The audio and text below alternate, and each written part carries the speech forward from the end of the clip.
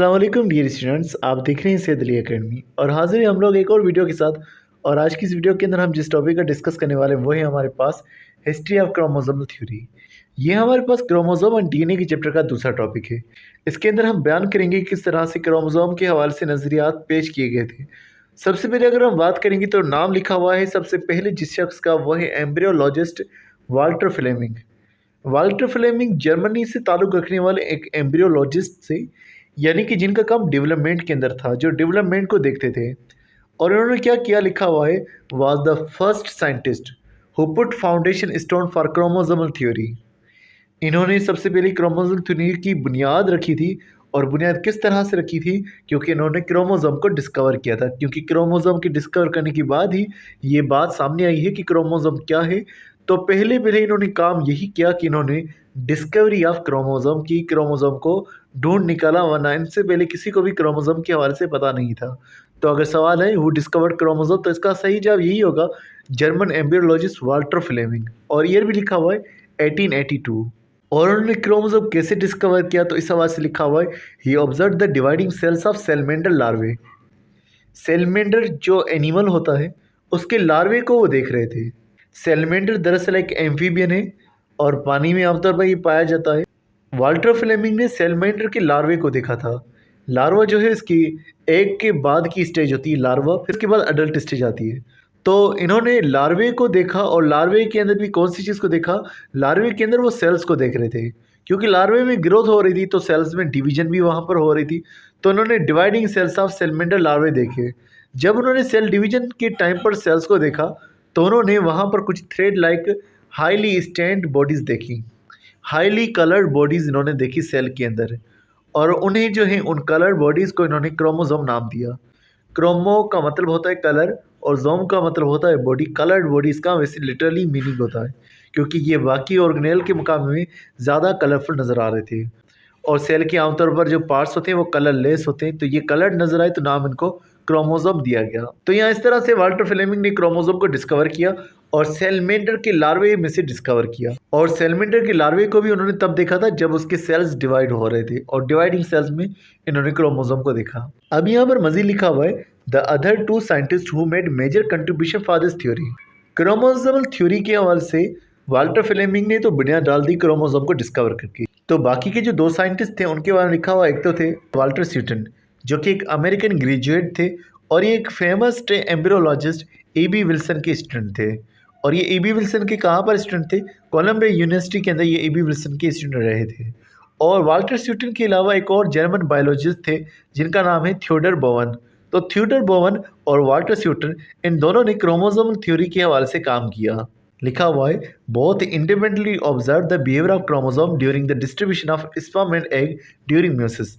दोनों ने अलग अलग से जो है रिसर्चेस की, दोनों अलग अलग काम कर रहे थे, लेकिन नतीजा दोनों का सेम निकला था। और वो दोनों का काम जो था वो किस हवाले से था, वो स्पर्म और एग सेल यानी जो गैमेट्स होते हैं उनके अंदर क्रोमोसोम की डिस्ट्रीब्यूशन के हवाले से था। कि जब मियोसिस होती है, मियोसिस एक तरह की सेल डिवीजन है जिसमें क्रोमोसोम की तादाद आधी हो जाती है।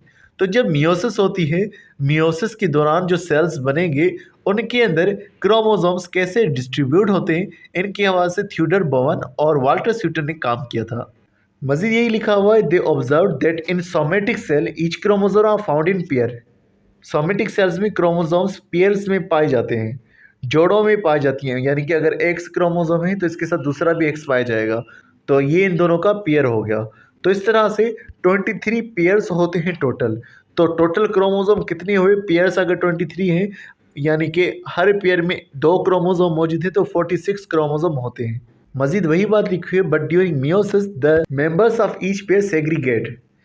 जो पेयर मौजूद हैं, यानी अगर ये एक्स एक्स क्रोमोसोम्स 2 मौजूद हैं, मियोसिस होगी तो इनके पेयर जुदा हो जाते हैं। अगर एक सेल है उसमें पेयर्स के तौर पर 46 क्रोमोसोम्स वैसे मौजूद हैं, टोटल 46 क्रोमोसोम्स। अगर देखेंगे तो 46 क्रोमोसोम्स में 23 तो इनके पेयर्स मौजूद है, 23 तो इनके पेयर्स हैं।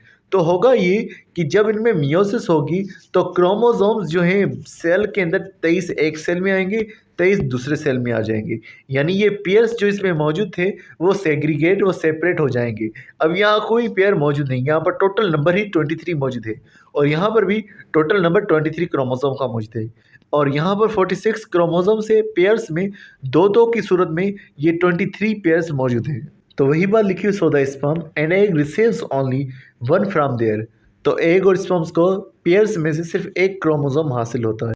अगर मिसाल के तौर पर एक सेल मौजूद है, उसमें एक पेयर मौजूद है, एक पेयर का मतलब दो क्रोमोसोम अगर मौजूद है, सेल डिवाइड होगा तो एक क्रोमोसोम एक सेल में चला आएगा, दूसरा क्रोमोसोम दूसरे सेल में चला आएगा।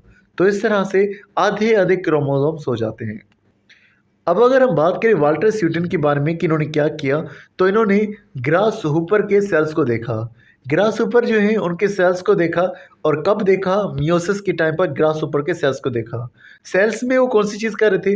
वो क्रोमोसोम्स को देख रहे थे, और क्रोमोसोम के सेग्रीगेशन पैटर्न को देख रहे थे कि क्रोमोसोम्स कैसे मियोसिस के दौरान ग्रास हुपर के अंदर अलग अलग हो जाते हैं, यानी कि जो अलग सेल्स बनेंगे, जो उसके गैमेट्स बनेंगे, उसमें कैसे क्रोमोसोम्स जुदा हो जाते हैं। और उन्होंने जो क्रोमोसोम को जुदा होते हुए देखा, उसे फिर मेंडल के काम के साथ में कंपेयर किया, मेंडल के काम के साथ में मैच किया। तो लिखा हुआ है and match the segregation pattern of Mendel's genes. Mendel ने जो लॉज दिए थे, जैसे लॉ ऑफ इंडिपेंडेंट असॉर्टमेंट, के पेरेंट्स के पास दोनों पेयर्स में जीन्स मौजूद होते हैं, लेकिन जब उनकी डिवीजन होती है तो वो सेग्रीगेट हो जाते हैं, अलग अलग से अपने आप को जाहिर करते हैं। तो मेंडल ने जैसे कि बयान किया था कि जीन्स अलग अलग होकर के पहुंचते हैं, उन्होंने उसी को मैच किया कि क्रोमोसोम कैसे अलग अलग होकर के पहुंचते हैं। और फिर इन्होंने अपना एक रिसर्च पेपर पब्लिश किया। तो लिखा हुआ है so in 1902 he publish his finding in a paper with the title chromosome in heredity. इन्होंने 1902 के अंदर रिसर्च पेपर पब्लिश किया और उसका नाम ये रखा क्रोमोसोम इन द हेरिडिटी, यानी कि क्रोमोसोम का विरासत के अंदर किस तरह से ताल्लुक है। मज़ीद लिखा हुआ the same findings were observe by T बोवन।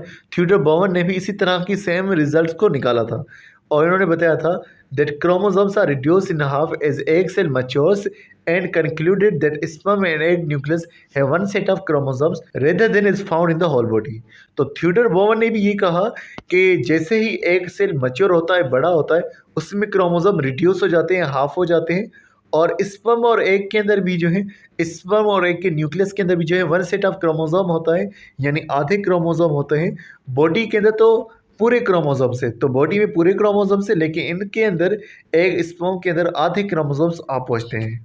मज़े लिखा हुआ in 1890 a German geneticist Carl Correns he rediscovered and independently verified Mendel's work in a separate model organism. अब यहाँ पर जर्मनी से ताल्लुक़ रखने वाले एक जेनेटिसिस्ट का जिक्र है। जेनेटिसिस्ट यानी कि जो जेनेटिक्स में काम करते थे। जेनेटिक्स स्टडी ही हेरिडिटी की होती है, विरासत की होती है। तो जेनेटिसिस्ट कार्ल कॉरेन जो थे, इन्होंने भी मेंडल के काम को वेरीफाई किया, और इन्होंने बेसिकली एक अलग ऑर्गेनिज्म के ऊपर काम कर रहे थे ये। तो वहाँ पर इन्होंने मेंडल के काम को रिडिस्कवर किया कि मेंडल के रिजल्ट्स जो हैं वो सही होते हैं।